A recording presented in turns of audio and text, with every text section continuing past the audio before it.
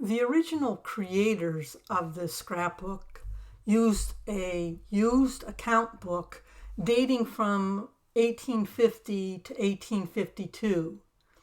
They then pasted over these pages using different ephemera dating from between 1864 and 1869. This included ads, stories, quizzes, recipes, pictures, etc. There are several occasions where you see the original numbers and entries in the old account book remaining on the scrapbook pages. When I received the book, it no longer had its back cover or spine. And also it was difficult to tell where the original signatures of the account book began and ended because the creator oftentimes pasted over where one signature ended and the next began. I began taking the book apart, all the while trying to keep the pages in the same order that the original creator intended.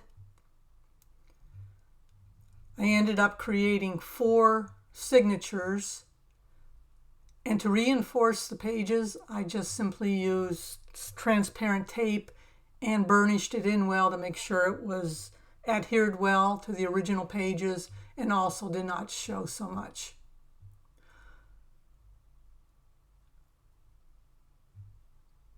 Because the original pages stuck out beyond the original cover, I wanted to protect the pages a little bit more, so I used a book cover from an old book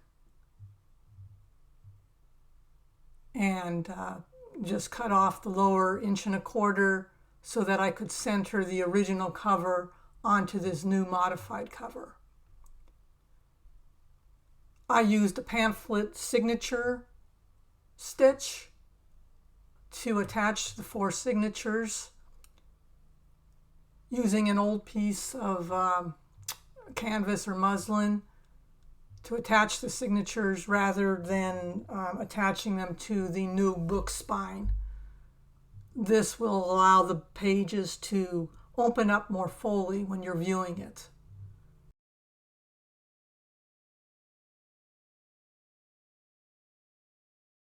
I'll link in the description to the process of using a 5-stitch pamphlet method for binding in the description of this video. Here I'm just using paper clips to make sure the holes that I've poked remain in position. On this video, I'm only showing how I stitched the first signature to the piece of muslin, but the process was the same for the remaining 3 signatures.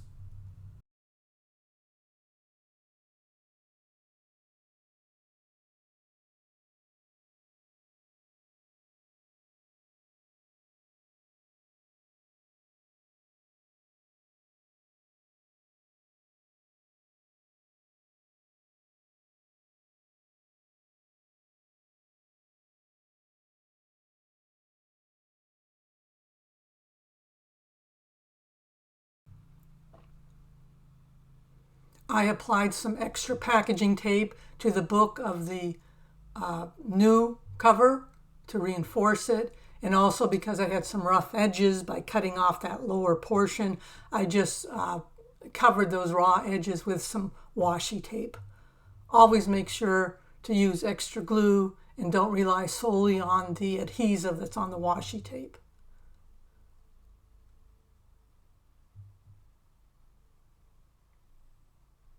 I'm getting ready to attach the book block to the new cover.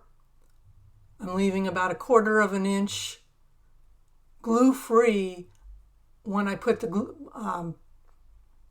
book block in, again, to help aid in the pages opening up flatter.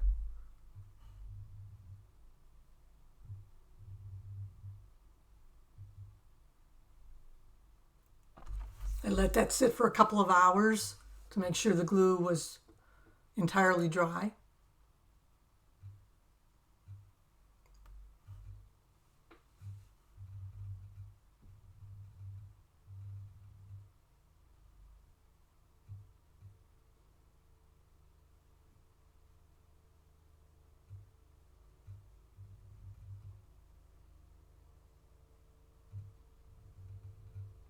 I added a embellishment to the original cover of the book, just dating the scrapbook. I also made a copy of the original front cover and glued it to a piece of cardboard, which I'll then use as a new back cover.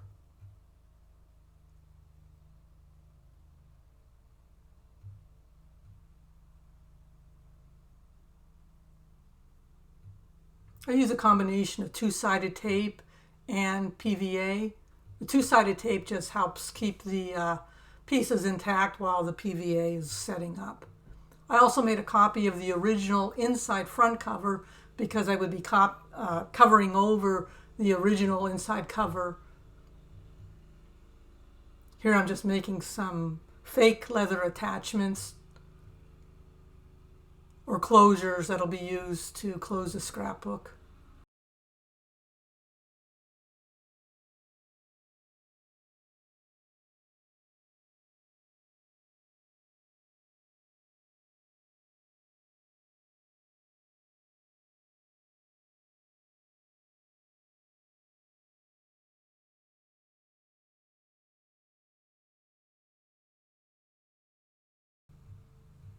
Now I'm attaching glue and tape to the original inside cover and will be gluing it to my new modified cover.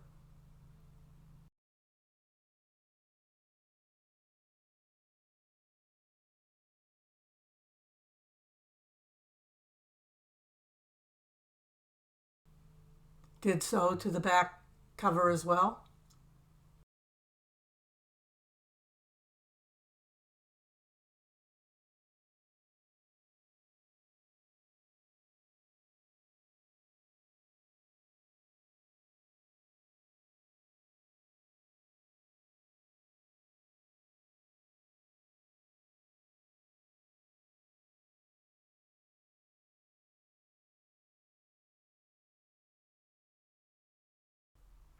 And again, I let the glue set up for several hours before proceeding. I took the copy that I made of the original inside book and tipped those pages in with a handwritten explanation page of the information I had regarding the scrapbook.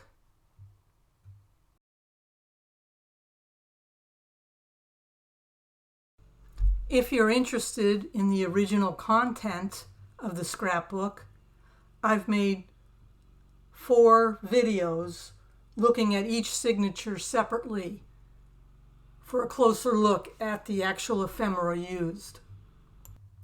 Thanks for watching.